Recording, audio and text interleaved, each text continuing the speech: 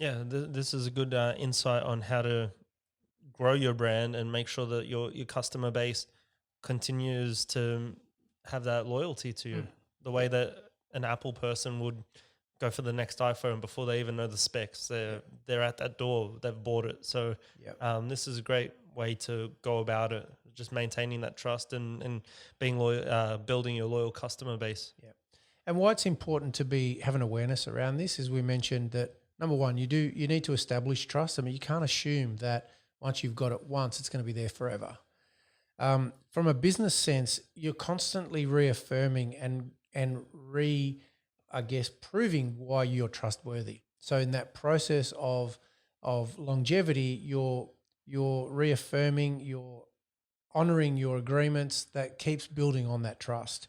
And why this is important is if we focus on the lifetime value of a customer or a client, it makes good sense that if people trust you and they want to work with you from a purely economic key performance indicator, your profitability as a business, as an enduring business, will go up because of the longevity and the lifetime value of that client and customer. Yeah, and we've talked about it before, but building and starting trust doesn't necessarily mean selling something to someone. For instance, uh, we used to at the kebab shop, we'd have one right across the road from us, and they go, "Who's better, you or them?" And we go, "Well, they are. They have this and this, and that's what you're looking for." And they go, "What? But you're not going to get my sale." I was like, "Well, yeah, but you're not. We don't have the tartare sauce. Mm, We don't have it. They do." mm, And they're like, "Oh, all right, cool." And then they're like, "Actually, don't worry about it. We'll buy from you." mm, So we were being mm, honest and building trust because we couldn't serve them. And they go, "Actually, no, don't worry about that. Let's just have what you mm, guys have," because you build in that trust and you mm. maintain it. And that's how we tried to do it with every customer that we had. So next time they go, "Oh, well, these guys are not just going to sell you food because they want to sell you food. They'll sell you the right food." Yeah. And that's how we got a bigger customer base when we had two competitors across the road from us. And when I mean across the road, I mean 20 meters. It wasn't Mm. like across the road and down the road. It was directly across. I could see every customer that walked in their front door. Yeah. So we built that trust and we maintained it over 15 years. Mm. And that's how our customer base grew.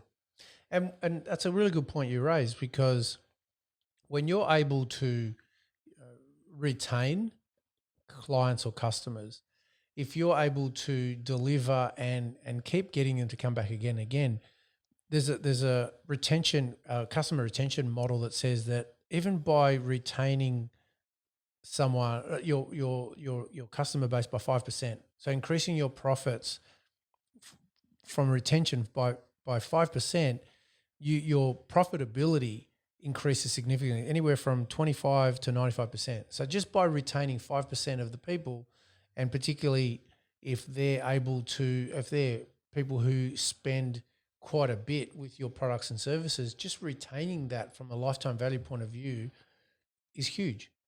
But that doesn't happen. Yes, you got to deliver on the service, but you have to have trust, and you got to keep reaffirming and validating to them that you're the right person for them. And this is what, obviously you were doing in that example is you'd leverage trust by basically saying, hey, this is what we offer. You're letting them know through transparency and honesty. And because of that, they valued that and chose you in that scenario. Yeah. And again, having my dad there, myself, or my cousin, or my mum, through the 17 hours we were open, it was my mum who was there during the day with myself or my sisters, whoever was scheduled on. And then my dad, me, or my cousin, whichever day, the second you saw us, you're like, "Oh, they're here." Mm, That's the core group. We had other workers, obviously, but once they saw one of us was there, they had the trust. mm, Oh, we're going to get the good stuff today because it's the owners, or it's the same person I've been served by for 15 years before this. Like today, they build that trust, and the trust is there the second they see you. So it's like they're happy. yeah. And they bring their friends in. "Hey, this is the guy I tell Yeah. you about. He's the one who works 20 hours a Yeah. day or whatever." But it's part of the story. Mm, But they go, "We trust that he's here." yeah. Yeah. They Now, used to call it Eddie's. They didn't call it Lamb on Brunswick Street. They were like, "Oh, Eddie's," because that's my dad's yeah. name. Yeah. So they're like, that was more important to the story than the business name. Yeah. Wow, it's interesting. So this is a great segue into what we want to talk about today. Is in our previous episode we talked about what does it take to get to trust, and this podcast episode is really going to be about, okay, once you've got it, right, how do you keep growing it? How do you keep sustaining it? There's an art about that. Great enduring companies and legacies and 15-year businesses like your kebab shop, basically there's got to be longevity, there's got to be repeat sales, there's got to be trust, there's got to be people who are going, yeah, I'm going to go back again. How do you do that? This is what we're going to talk about today, right, in this episode. Let me just say, I'm sorry, Jim. It was a souvlaki shop. Souvlaki shop. I should have said a souvlaki shop. That's okay. I'm Turkish background. You're Greek, but there is a difference. There is a difference. But I'll happily eat both. So there are 7 points that we're going to cover. Sorry, 6 key areas that we're going to talk about. And for anybody who's following the podcast episode, there's some content that we're going to go through today. And as always, you can refer to the show notes that we supply for you if you just want to get an overview of the concept and the content now, and then refer back to that in later on. Funny, I printed out the show notes from the New Year's Eve show because I was like, this goal setting and planning, and I actually handed it out to a few different people as well. I'm like, we got some great. I saw that we got some great feedback about that one as well too. So that was awesome. Thanks, but yeah, Nadia. they come in handy because you can refer back to them.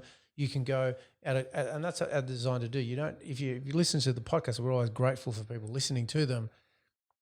And also, if you've got a reference that you can go to quickly, you can basically go back to them again, without necessarily having to go, where was it, whatever. You don't necessarily have to listen to the podcast episode again, as grateful as we are that you do listen to it the first time, but you've got a reference there, and that makes it really helpful. So let's go through the 6 points that I mentioned, not 7, 6. So the first point that's really important, and you touched on it before, Adam, is reliability and dependability. So when you talked about, here's this guy, here the owners, they'll put in there. What people are talking about is a level of reliability. And so there are some definitions that I'm going to share today in this podcast episode, but reliability is when you deliver the same result again, which is what you were talking about with the kebabs, right? Or souvlaki, right? Let's get those right. So it's the ability to deliver consistency that gives you reliability, which gives you ultimately trust in the mind of the consumer. And that goes through our whole supply chain, and that's the current philosophy we use at the factory as well. Is I always use the same flour supplier. I always use the same butter. It doesn't matter who's the distributor. I always use the same sugar. I use the same packaging. That way you've got consistency. And that was the same at the souvlaki shop. Was we had the same meat supplier for almost the whole time. We had the same bread supplier for the whole time. We got the same quality of lettuce and mushrooms and tomatoes. And we were on almost like retainers with people because sometimes fruit prices would go up and down. But because we were with the same suppliers all the time, they'd make it consistent price all year long. But we were getting the best quality.